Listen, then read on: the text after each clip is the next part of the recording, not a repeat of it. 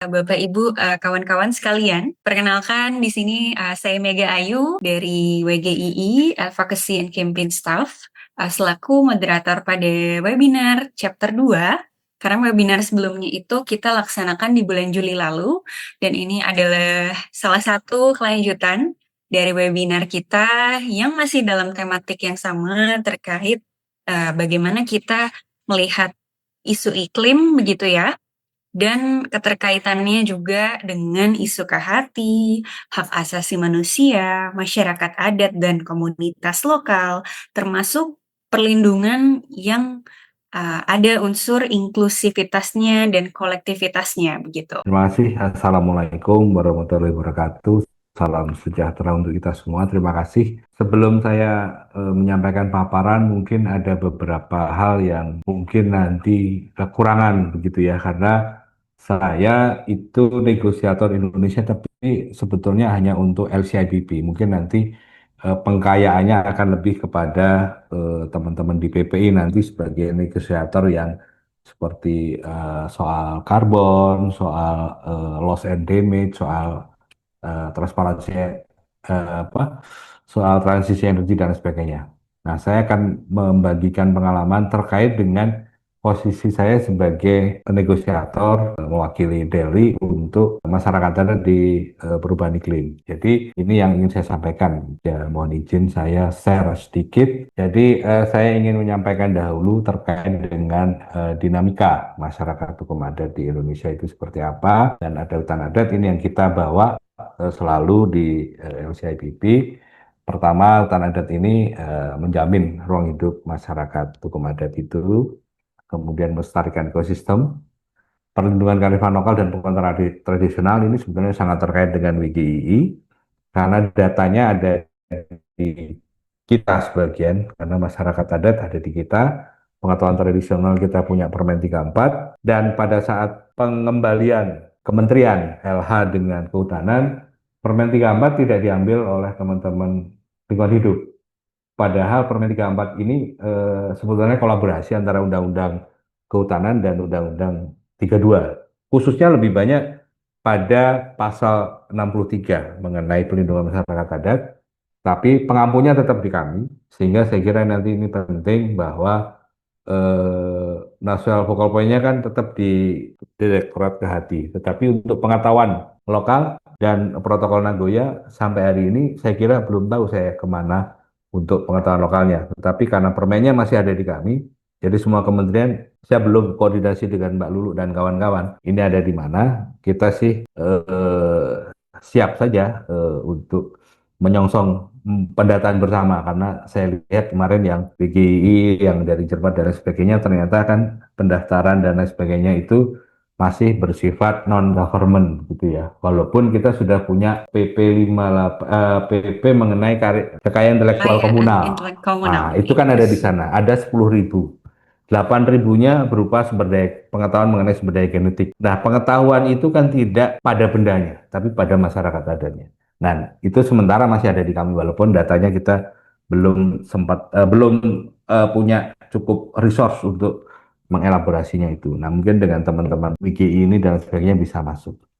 Nah, ini yang penting soal pengetahuan lokal ini kita sampai pada apa yang ada di PP 23, bahwa hutan adat ini mungkin tidak terlalu penting di sini ya, kalau di soal hutan adat ya. Tapi ini sebagai pengetahuan saja bahwa kawasan hutan itu sekarang ada dua, hutan negara dan hutan adat. Sehingga saya sih berharap memang data-data mengenai sumber daya genetik yang ada di masyarakat adat itu bisa masuk di sini. Karena hutan adat itu juga setara sekarang dengan hutan negara. Dengan fungsinya juga bisa bermacam-macam. Bisa konservasi, lindung, atau produksi. Bahkan di produksi pun kearifan lokal masyarakatnya tetap ada dan dijaga. Ini yang saya kira menjadi medium penting. Tapi karena ini masuknya ke LCHPP, saya tidak terlalu banyak itu. Nah, ini capaian kita yang ada di Indonesia ini sudah meningkat. Kemarin kita proyeksi ya, ini sampai pertambahan proyeksinya sudah sampai 173 masyarakat hukum adat dengan luasnya 402.000. Saya kira ini cukup besar, dan tentu saja kalau kita bicara kekayaan intelektual komunal sangat besar. Pengetahuan tradisional, kearifan lokalnya sangat di situ. Nah, itu yang perlu kita identifikasikan. Dan dengan teman-teman, dan mungkin nanti sharing data, kita buka database bareng. Apakah dari 173 MHA ini sudah ada database mengenai kearifan lokal yang terdata di teman-teman BGI? Saya kira ini yang penting. Saya lanjutkan, ini peta sebarannya, ada di 19 provinsi, di 41 kabupaten kota. Papua masih sangat terbatas, NTB, NTT kita belum ada, Jawa Timur kita masih kosong, Kaltara sedang bergerak, kemarin habis dari Punan Batu kita, nah ini yang perlu penanganan lebih lanjut. Nah, ini saya ingin menyampaikan kenapa hal ini menjadi penting. Hari ini kita punya yang namanya State of Indonesian Forest dari 2018 sampai terakhir kemarin di Bu Siti 2024 itu bicara mengenai status hutan hari ini. Nah, saya ingin menyampaikan kenapa penting di sini karena untuk pertama kali di Indonesia secara internasional kita memperkenalkan juga bahwa dalam konteks indigenous people Indonesia menyebutnya ada dua, adat community atau adat law community atau masyarakat hukum adat dan masyarakat adat kan dipakai terutama oleh teman-teman CSO ya adat masyarakat adat. Sementara di regulasi kita kebanyakan memang masyarakat hukum adat sehingga kita tidak ingin mempertentangkan itu. Tetapi kita selalu menyampaikan. Kemudian ada adat forest yang dulu sering disebut sebagai customary forest. Jadi custom. Kalau custom ya sudah karena ini memang adat ya adat forest. Kita ingin menyampaikan bahwa di kita ada penyebutan secara internasional yang di nasional yang internasional disebut indigenous people. Di kita seperti itu. Sehingga ini bisa dipakai walaupun masih sering menjadi pertentangan. Tetapi saya kira ini juga harus kita sampaikan karena India misalnya juga tidak memakai indigenous people saja, tetapi juga dia menyebut tribal community di India. Sehingga kita juga mengajukan ini sebagai bagian dari pemahaman mengenai indigenous people di internasional. Nah, kemudian saya kira ini kawan-kawan sudah tahu dalam perubahan iklim mulai muncul sejak IPCC ya di 2008 ada keterlibatan masyarakat adat dengan LCIPP yang dibentuk pada saat itu. Sudah cukup lama, tapi saya ingin menyampaikan keterlibatan dalam konteks LCIPP-nya, Local Community Indigenous People. Saya bergabung sejak 2019. Jadi saya menjadi bagian dari untuk regional Asia Pasifik yang non representatif. Jadi LCIPP itu ada dua, yang representatif dan yang non representatif, yang terdiri dari peneliti, dari scientist, kemudian juga dari government. Cuman yang government baru saya dan beberapa orang, mungkin baru 3 atau 4 orang yang tergabung di LCIPP ini secara bersama-sama, terutama untuk saya di regional Asia Pasifik pada saat. Nah, sekarang sudah ada beberapa perubahan, saya sudah tidak sana, tetapi masih menjadi bagian atau terus mengikuti perkembangan LCIPP sejak 2019. Sebelum 2019, LCIPP ini dipegang oleh teman-teman Kemenlu, tapi sekarang sudah sepenuhnya ada di tim kami, tetapi saya kira ini butuh support dari kawan-kawan semua untuk kedepannya akan dibawa kemana ini perjuangan atau pandangan mengenai kearifan lokal, pengetahuan lokal yang harus menjadi bagian dari perjuangan masyarakat adat dalam konteks adaptasi dan mitigasi perubahan iklim itu harus didengarkan oleh para negosiator pada saat di sesi negosiasi party.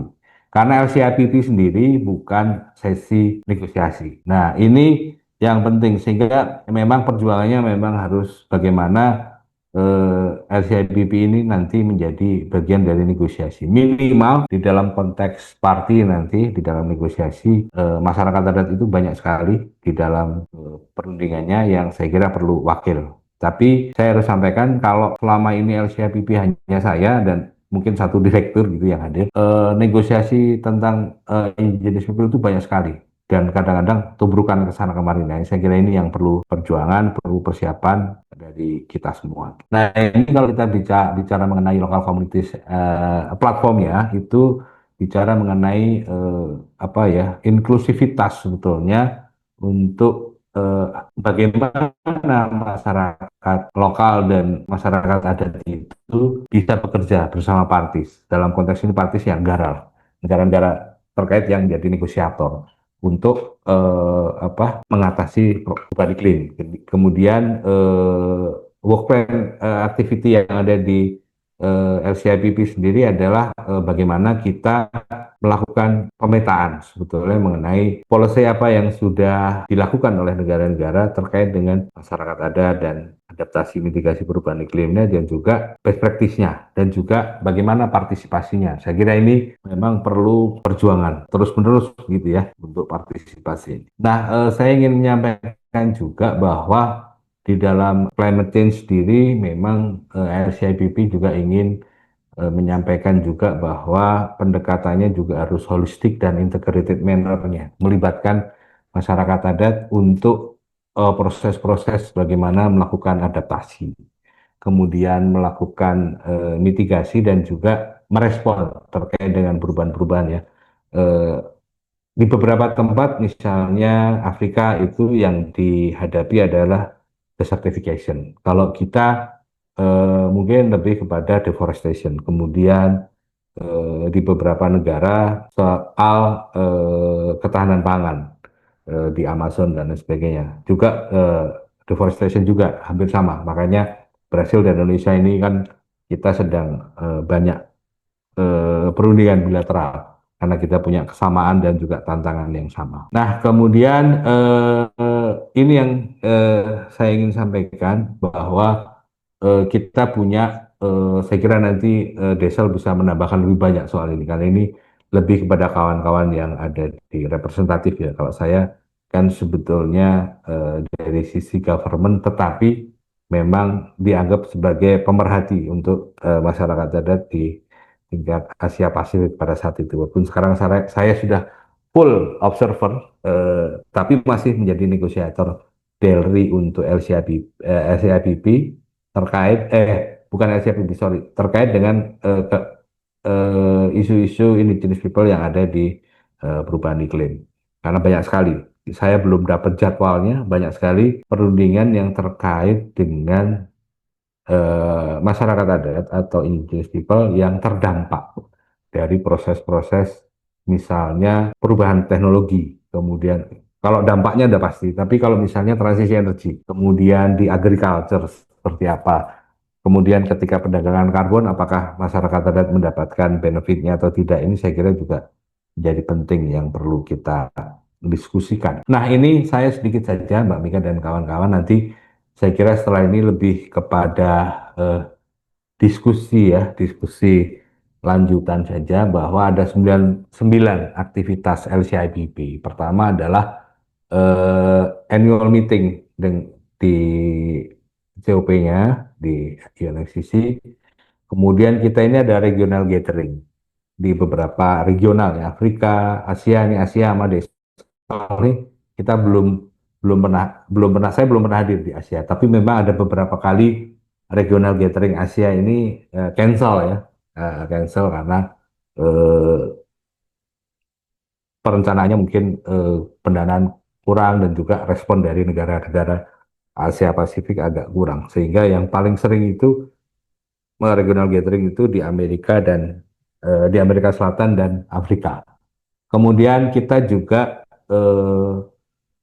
mengembangkan kurikulum dan material untuk advokasi dan pendidikan ya untuk masyarakat adat yang kita kembangkan di LCIPP. Nah, kemudian yang saya merahin dua ini adalah proses penting yang ternyata sampai hari ini kita masih agak lemah, yaitu soal training workshop untuk yang terkait dengan kalau IPLC-nya nggak ada masalah ketika kepada parties sama dengan constitute bodies dan other stakeholder, terutama yang terkait dengan para negosiator.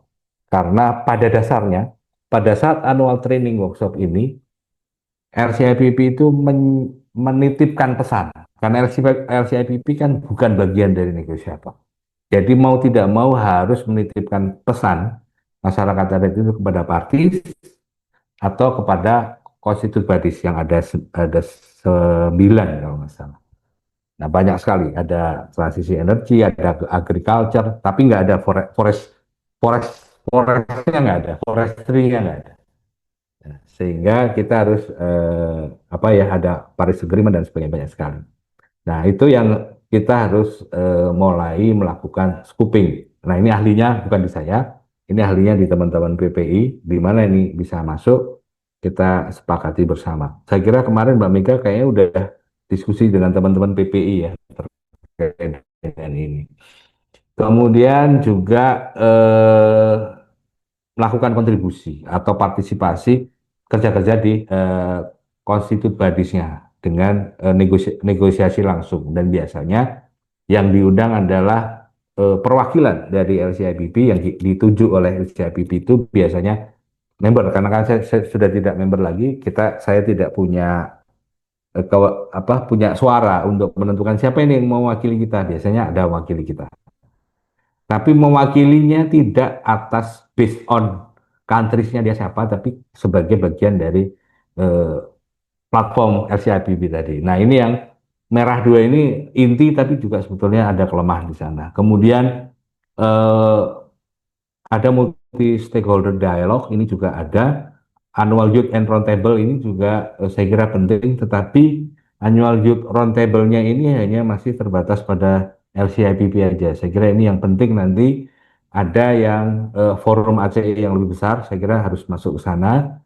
Nah, ini juga tentu perlu didorong karena di dalam LCIPP, mohon maaf saya memasukkannya belum terstruktur dengan baik.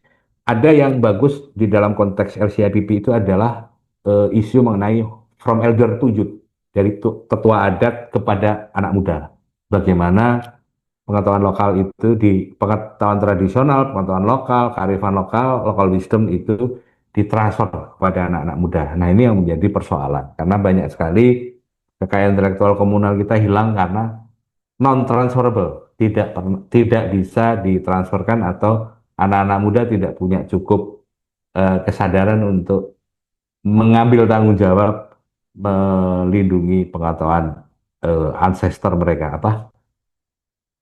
pengetahuan nenek moyang mereka, leluhur mereka. Ini yang jadi soal. Kemudian komunikasi dan experience atau good practice ini sudah beberapa kali kita lakukan. Kita punya good practice terkait dengan hutan adat sejak 2019 dari Madrid, Mesir, Dubai, dan Azerbaijan. Kita selalu menyampaikan perkembangan hutan adat. Nah, mungkin kalau nanti ada data yang bisa kita bawa ke Belem berhasil terkait dengan apa yang ada di teman-teman WGII terkait dengan pengetahuan lokal yang sudah terdata dan seperti apa, saya kira kami sangat senang dan mengharap ada dukungan data dari kawan-kawan, karena road to Belem tinggal sedikit lagi, sehingga saya kira ini best practice-nya kalau hanya hutan adat terlalu kecil. Tapi kalau best practice-nya nanti secara Indonesia besar, karena ini kan dari sisi kehutanan saja. Karena kita sudah beberapa kali melakukan round table dengan interagensi di kementerian, kita punya 25 kementerian, tidak ada yang punya data, teman-teman semua. Tidak ada yang punya data yang cukup untuk kita bawa.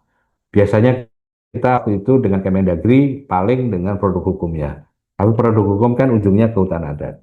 Kemudian dari Kementerian Sosial datanya belum ada yang bisa kita bawa sebagai best practice. Kemudian dari Kementerian Kebudayaan juga datanya masih sangat minim. Justru saya melihat potensi paling besar justru data dari kawan-kawan WGI, dari teman-teman non government, ini sebenarnya gerakan dari teman non government. Saya kira kalau itu menjadi best practice sebagai bagian dari perjuangan masyarakat adat gitu ya, masyarakat hukum adat, saya kira akan bagus sekali kalau ini nanti bisa blended dengan apa yang akan kami sampaikan terkait dengan hutan adat sebagai best practice di Indonesia, untuk dari Indonesia untuk eh, negosiasi di Belem nanti, apakah nanti di forum LCIPB maupun yang eh, di negosiasi maupun di mandatory event maupun di apa di set event lainnya, karena banyak sekali dan saya kira ini penting untuk memberi advokasi kepada dunia bahwa masyarakat adat dengan pengetahuannya itu juga sangat penting dalam proses-proses mitigasi dan adaptasi tentang climate change ini yang saat ini hanya berbasis pada teknologi. Jadi teknologi tinggi itu yang banyak dirasa sebagai apa, teknologi tinggi dan pendekatan ekonomi seperti valuasi ekonomi karbon itu menjadi jawaban satu-satunya. Kira-kira seperti itu. Sehingga saya kira eh, melalui praktek-praktek masyarakat yang selalu melestarikan lingkungan ini, saya kira harus menjadi satu alternatif option buat kebijakan-kebijakan perubahan iklim, karena ini yang perlu kita dorong di NDC. NDC kita belum tahu karena NDC-nya masih di KLH, bukan di kami lagi. Kita tidak satu rumah lagi ya, tidak satu atap, sehingga ini yang perlu kita dorong bersama-sama. Saya kira kita siap lah nanti, apakah kami yang undang, tapi dibantu teman-teman WGI untuk dengan teman-teman KLH, KLH, sorry, kalau KLH kan jadi satu lagi, dan dengan teman-teman PPI untuk seperti apa ini kita harus masuk, apa saja yang perlu disampaikan dari Indonesia untuk di Belem nanti untuk kepentingan Indonesia maupun untuk kepentingan masyarakat adat di kita, maupun kalau bisa secara regional dan internasional mewakili kepentingan masyarakat adat. Saya kira itu lebih baik. Saya kira itu yang bisa saya sampaikan, Mbak Mega dan teman-teman semua. Mudah-mudahan bisa cukup memberi gambaran walaupun banyak keterbatasan ya, karena memang LCIPP sendiri masih bersifat mandatory event, belum menjadi constitute bodies karena perjuangannya masih panjang, masih terjadi beberapa keberatan dari beberapa partis terkait dengan constituted bodies ya. Sehingga masih levelnya sampai hari ini masih di mandatory event untuk LCIPP. Tetapi isu-isu mengenai indigenous people itu hampir semua ada di negosiasi kita, baik dari tadi yang saya sampaikan. Agriculture paling banyak, transisi energi itu paling banyak. Kemudian banyak sekali yang terkait dengan apa, bahkan untuk ekonomi dan lain sebagainya itu banyak sekali yang terkait. Nah, yang belum masuk sama sekali itu yang terkait dengan perubahan-perubahan apa, mitigasi yang terkait dengan teknologi. Karena memang sampai hari ini belum cukup didengar bahwa masyarakat adat itu punya teknologi tradisional atau teknologi yang dikembangkan yang menghadapi perubahan iklim itu terus dilakukan dengan pengalaman sehari-hari. Nah, ini yang saya kira penting untuk kita sampaikan kepada para saintis, karena yang memegang di teknologi ini kan para saintis. Padahal masyarakat adat kita sebetulnya juga saintis nih, local scientist gitu. Bahkan by eksperimen, by experience gitu, bukan eksperimen. Kalau saintis kan eksperimen. Kalau masyarakat adat itu by experience. Buktinya pasti. Kalau mereka gagal, bisa nggak makan, bisa punah, bisa meninggal dunia istilahnya. Jadi experience mereka itu jauh lebih lebih terbukti. Kalau eksperimen boleh gagal, kalau experience eh, yang diadaptasi yang dilakukan oleh masyarakat tadi tidak boleh gagal. Kalau gagal mereka berarti harus mengalami perubahan yang mematikan. Kira-kira begitu, Pak Mega dan teman-teman semua. Desel, mohon maaf, saya pakai bahasa Indonesia. Terima kasih. Yeah. And hopefully the translation works, right, Dazzle? Everything Yeah, okay? yeah, Smooth? I can Okay. understand. Don't worry, Pak Yeah, Pras. clear. Oke, thank you. Alright, ya.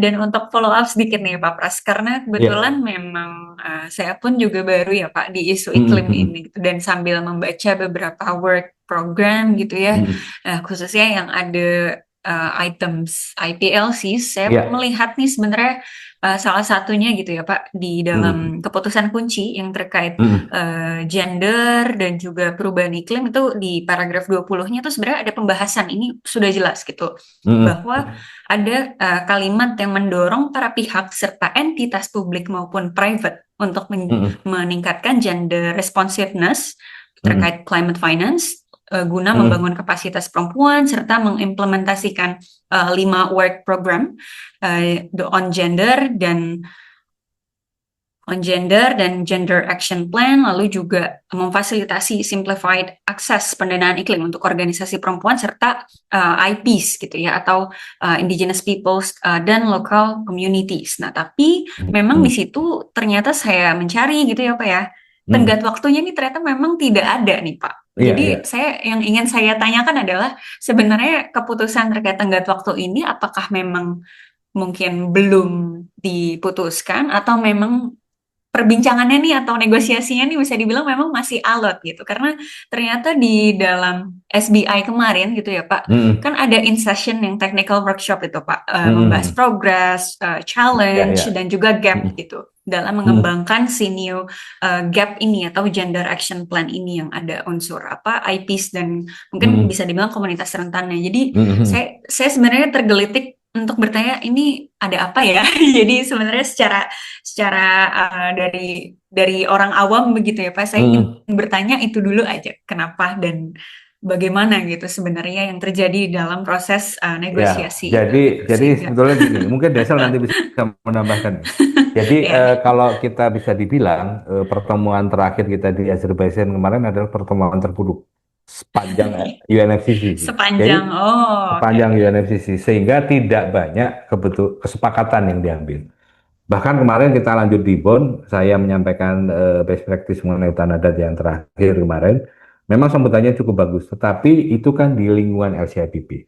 Sementara di link up kan ketika ke negosiasi di COP-nya. Karena kan LCIPP biasanya pre-COP atau di Bonn itu ya sebelum acara negosiasinya. Pada saat negosiasi hampir semua negosiasi itu deadlock, bahkan rule 16 gitu kan, di suspend lah karena tidak ada kesempatan, terutama perdebatannya antara utara-utara dan selatan-selatan. Selatan-selatan termasuk kita. Kita pun juga ada persoalan nih, Desal mungkin tahu kemarin ya, bahwa di selatan-selatan pun kita masih minoritas. Asia Tenggara, Asia ini justru Asia ya, bahkan jangankan Asia Tenggara. Asia ini keterwakilan kita di badan-badan dunia untuk UNFCCC, termasuk LCIPP, itu paling minim. Diisi oleh selatan paling selatan. Jadi Amerika Latin. Jadi kita yang di Asia Tengah ini tidak banyak terwakili suaranya. Apalagi dari sisi government, ketika saya keluar udah nggak ada lagi government. Government yang punya program cukup memahami mengenai indigenous people. Misalnya teman-teman di Thailand, government-nya bahkan menyatakan tidak ada IP di Thailand. Ini kan mengerikan juga. Kemudian Iran itu dulu saintifiknya si Pak Majid, nama lengkapnya lupa saya. Itu adalah bos saya karena ada dua dulu wakil dari Asia Pasifik itu, Iran dan Indonesia, itu dari saintis, dari perguruan tinggi, memahami betul soal indigenous people. Dan yang meletakkan dasar-dasar awal itu Pak Majid Seviapur namanya. Bukan Purwanto, Mbak. Purnya saya nggak tahu, bahasa Iran. Nah, kemudian sekarang digantikan oleh orang baru, sepertinya orang Kemelunya Iran. Agak nggak paham juga. Jadi sekarang ini situasi di LCIPP juga sedang goyah, dan kemarin terutama justru negara selatan-selatan kita ini agak diam nih Asia, karena memang perwakilannya cukup sedikit.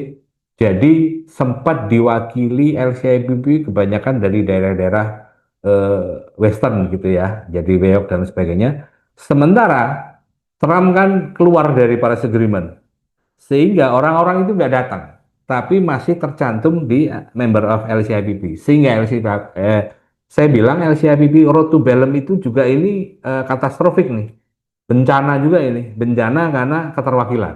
Nah ini saya kira harus kita berjuang, nanti dari sisi desa lah lebih paham. Tapi saya kira kita penting, kita sering ketemu dengan teman-temannya Desel. Mana saya nggak ketemu Desel, ketemu nggak ya di terakhir ya. Tapi di Azerbaijan kita ketemu. Nah ini kita ketemu, kita punya wakil representatifnya sekarang dari Thailand, si Kitisak. Nah nanti ngobrol, saya kira perlu mengundang Kitisak juga, orangnya baik, temannya Desel juga. Saya kira ini Ini penting karena dia juga sekarang menjadi representatif menggantikan eh, siapa ya lupa. Grace mungkin ya, menggantikan Grace yang dari ini dan alternate-nya belum ada. Dulu alternate-nya Mbak Mina di kita, tapi sekarang masih kosong sepertinya. Nah, saya kira ini juga perlu segera ada perjuangan lah, minimal ada wakil representatif dari Indonesia, dari masyarakat adat. Saya kira itu, Mbak Mega. Terima kasih. Oke, Pak.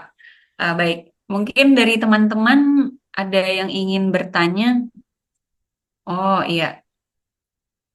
Wah, ternyata ada yang ingin bertanya juga nih, Pak, di chat.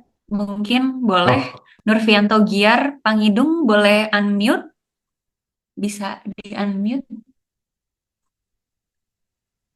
Rona?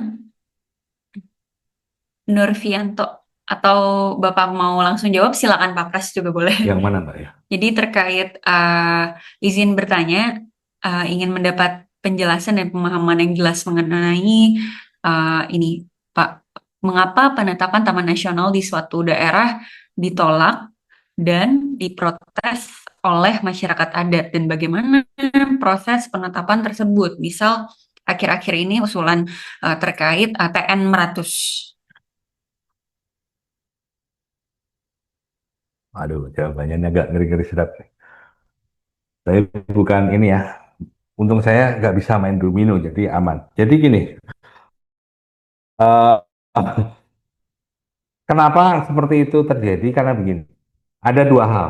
Pertama adalah apakah ini karena saya orang luar ya, saya orang luar. Karena ini ada di Gunung Esai. Kenapa Pegunungan Meratus sebagai tanaman nasional ditolak? Pertama juga harus dilihat pada tingkat partisipasinya. Pada saat perencanaan Meratus itu partisipasinya seperti apa? Apakah melibatkan masyarakat adat atau tidak? Kalau tidak melibatkan masyarakat, pasti ada penolakan. Tapi kenapa yang menjadi penolakan? Pertama adalah begini. Dan kenapa ketika Pak Gubernur mengatakan didahulukan masyarakat adat, selesai sudah. Karena begini, eh, penetapan Taman Nasional suatu daerah itu harus melalui usulan pemerintah daerah. Apakah dia kabupaten, apakah dia bupati, apakah dia gubernur. Tapi lebih banyak sih sebenarnya gubernur. Kalau dia berasal dari kawasan hutan. Kan kawasan hutan di Meratus ini kan hanya fungsinya lindung.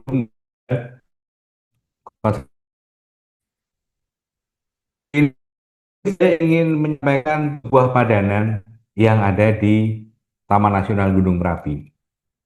Taman Nasional Gunung Merapi itu boleh dibilang dulunya sebagian sebagian atau seluruhnya adalah Sultan Ground, bagian dari kesultanan.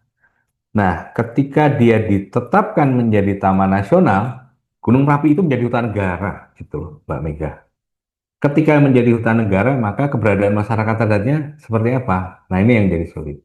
Sehingga ini yang juga menjadi persoalan. Maka seperti ini kan ada masyarakat adat dari Lidu ya. Saya kira ini juga penting karena dia ada di Taman Nasional Lidu. Saya yang verifikasi ke sana.